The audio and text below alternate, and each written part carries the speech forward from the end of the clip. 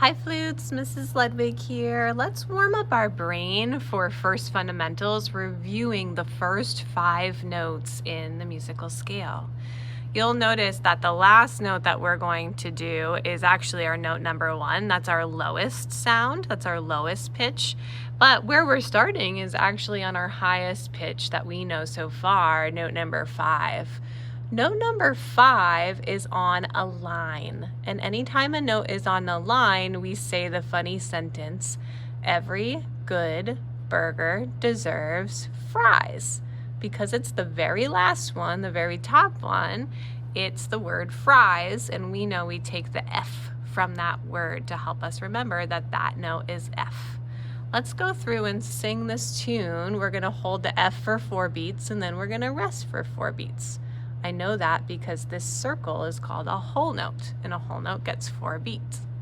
This upside down hat right here is a whole note rest, and a whole note rest is 4 beats of silence. Let's sing it. 1, 2, ready, sing. F, sh, F, sh, F, sh, F, sh, and stop sign. That double line at the end means to stop. Sliding down, we're going to go to note number 4. Right away, I noticed that note number 4 is on a space. And for the spaces, we don't say that silly sentence to help us figure out the note. We spell a very short word, and that word is the word face. Space spells face. So if I start spelling right at the bottom, F, nope, it's not an F. A, nope, it's not an A. C, nope, it's not a C. E, it's on the very top space. So the last note, the last letter in that word, E, is the name of this note.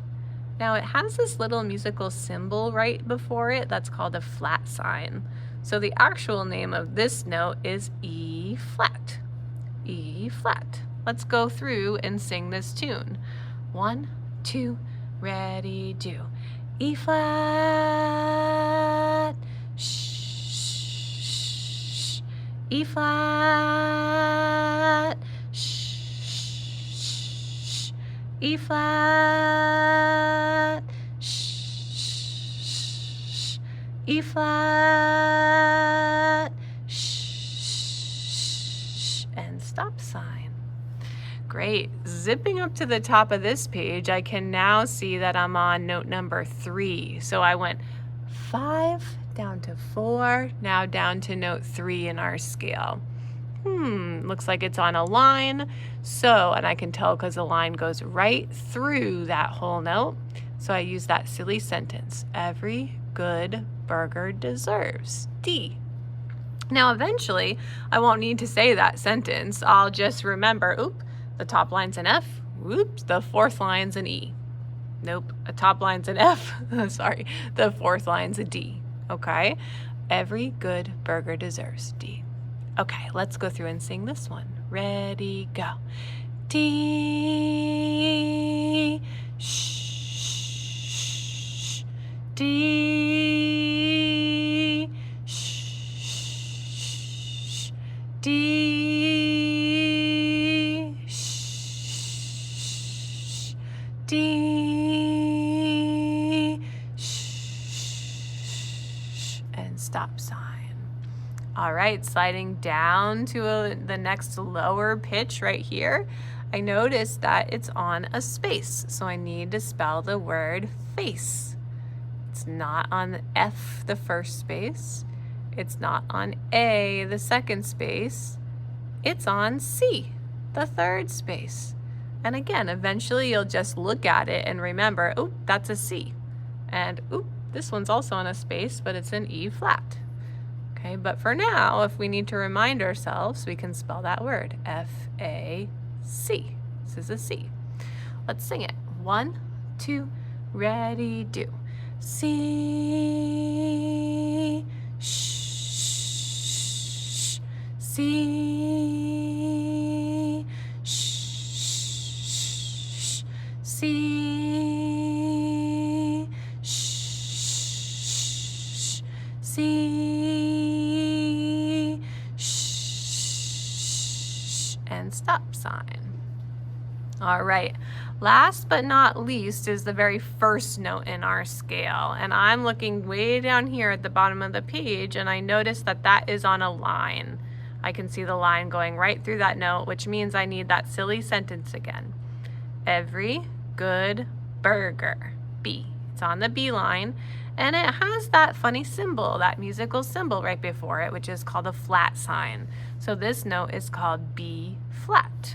Let's sing it. 1, 2, ready, go. B flat, shh, B flat, shh, B flat, shh, B flat, shh, and stop sign. Okay, now that our eyes know what to do, now our fingers need to know what to do. So let's go again all the way back to the top.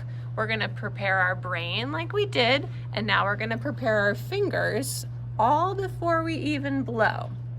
So if I look here at this very first note, I see a fingering chart below it that reminds me of the fingering for an F. I'm gonna scooch this a little back so that we can see. Okay, in this fingering chart, it tells me by the colored in spots that that's where I need to press. So I see that the thumb is colored in. I see that the first finger, the second finger, and the third finger are colored in on the top hand. And then I see the first finger on the bottom hand is colored in, but not the second and third. And then I see that the pinky is colored in. So this is my F. Okay. All right. When I go to play this song, I play all the way through. Now I slide down to the fourth note. Instead of letting go of the F, I want to just fix my fingers. I just want to notice what I need to pick up and put down to get to the E flat. When I look at the E flat, it still has in the fingering chart the thumb colored, so I'm going to keep the thumb there. But I notice that the first finger is not colored in anymore. So to get from F to E flat, I have to lift up my first finger. I have to keep everything down that was down, but I also have to add the second and third finger in the bottom hand because those are also covered in. So practicing getting to E flat is noticing when I'm at F, what do I need to lift up and what do I need to put down to get to E flat.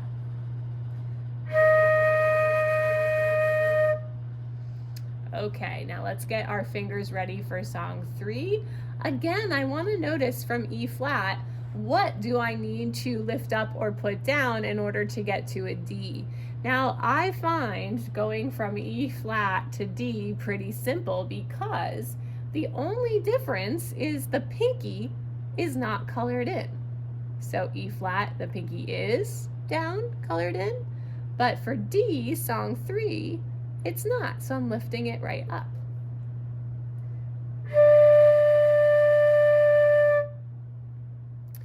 All right, so going from D down to C, the second note in our scale, it looks like a lot of movement to me. I notice actually here, everything that's colored in for a D is now not colored in.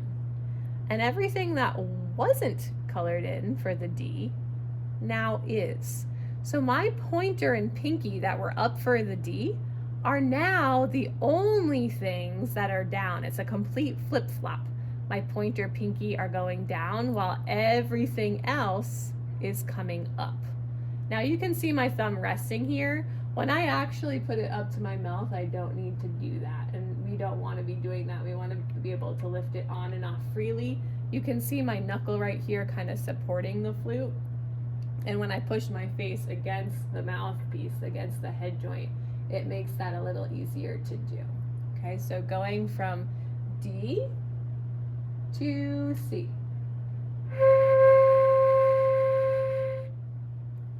Okay, now getting from C to B flat, it looks like I keep my first finger in the top hand and my pinky down, but I have to add to that my thumb and my first finger. Let's see how that looks. C, I've got my first finger down and my pinky down, but for B flat, I'm gonna add my thumb and my first finger to that.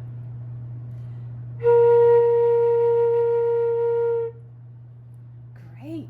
Okay, now your brain's ready. You know each of the notes on the musical staff, and your fingers are ready. You know the fingering for each of those notes. In the description below, I put the link to First Fundamentals by John McAllister so that you can play this along with the backtrack that we're using in class. Happy practicing, everybody!